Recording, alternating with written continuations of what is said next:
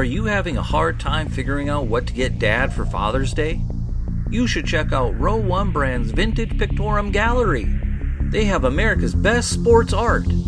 With over 7,200 historic sports prints, you're assured to find something unique for Dad this Father's Day. Instead of a boring old tie, get him a historic baseball photo taken by Henry High Sandham at the historic Polo Grounds Stadium in New York City during the 1894 Temple Cup. Or, if he's an NFL buff, check out the 1963 vintage NFL poster.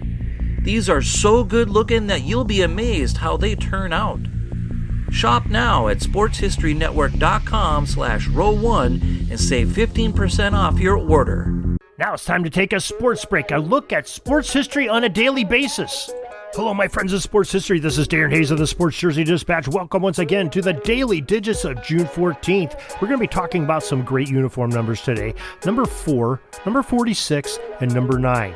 Great jersey numbers that happen in history on June 14th. But before we get into the jersey numbers, let's talk about an exciting event that happened. June 14th, 1870, the Cincinnati Red Stockings had their amazing win streak snapped. You see, Cincinnati went undefeated in their first 81 games of the season, going 57-0 in their first season of 1869, and this would be their second season, 1870. The Red Stockings finally lost a game on this day when they fell to the Brooklyn Atlantics by a score of 8-7 in extra innings. They almost got there, and it happened in Brooklyn, New York. Now, June 14th, 1963, a little bit more modern, the New York Mets' number 4, Duke Snider, hit his 400th career home run. Snider played the majority of his MLB career, a whole 16 seasons, with the Brooklyn and Los Angeles Dodgers franchise. He played one last season in 1964 with the San Francisco Giants and completed his 18-year career with a total of 407 over-the-wall blasts in the MLB. On June 14, 1965, the Cincinnati Reds pitcher Jim Maloney, number 46 that season, tossed a no-hit wonder against the New York Mets, striking out 18 batters he faced. However, he got no run support, and the Reds and Maloney suffered a heartbreaking 1-0 loss in 11 innings. Oh my gosh, a no-hitter, and you lose 1-0 in 11 innings. Ouch, that is painful to the old offensive bats that they have there.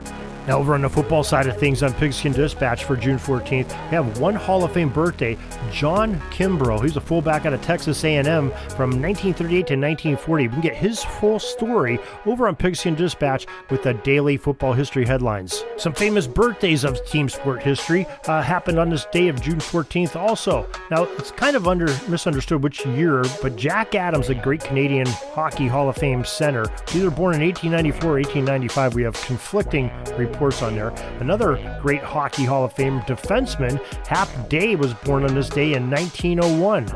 Don Newcomb, the great baseball pitcher in the MLB, was born in Madison, New Jersey in 1926. And in 1939, Tom Mack, the great running back, played in Super Bowl 71 and made it to the Pro Bowl in 1968, was born this day, along with Vince Evans, the great quarterback from USC and played with the Chicago Bears, Oakland Raiders, born in 1955.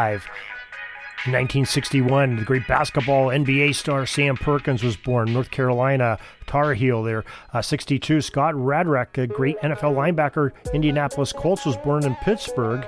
And another hockey player, NHL defenseman James Patrick, born in 1963. Jamie Dukes, NFL center for the Arizona Cardinals, born in 64. Ricky Siglar, born in 1966, NFL tackle. Rod Stevens, NFL linebacker, born in 66.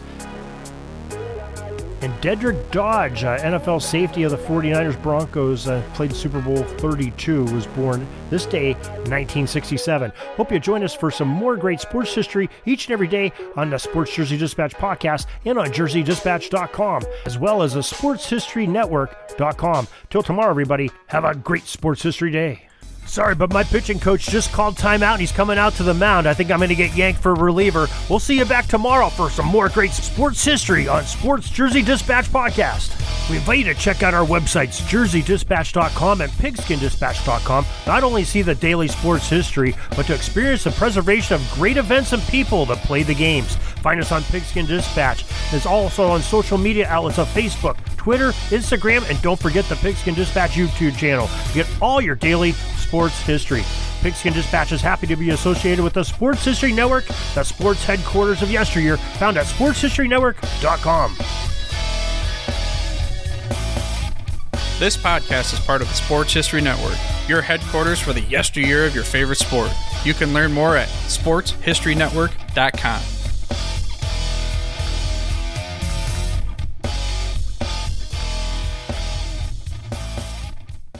At the Sports History Network, we're all about sports yesteryear, and so we're so pleased to introduce you to Row 1, an online memorabilia gallery and shop that brings your sports history to life anywhere. The Row 1 gallery includes over 5,200 gorgeously reproduced prints of team posters, game program covers, game tickets, advertisements, and more in baseball, pro and college football, pro and college basketball, and more. And any gallery item may be printed in a variety of sizes on wood, metal, canvas, acrylic, or poster paper. And in Row 1 shop, check out the thousands more of unique items with the retro and historical designs dating back to 1876, including t-shirts, long sleeve shirts, phone cases, mugs, blankets, pillows, towels, and even shower curtains.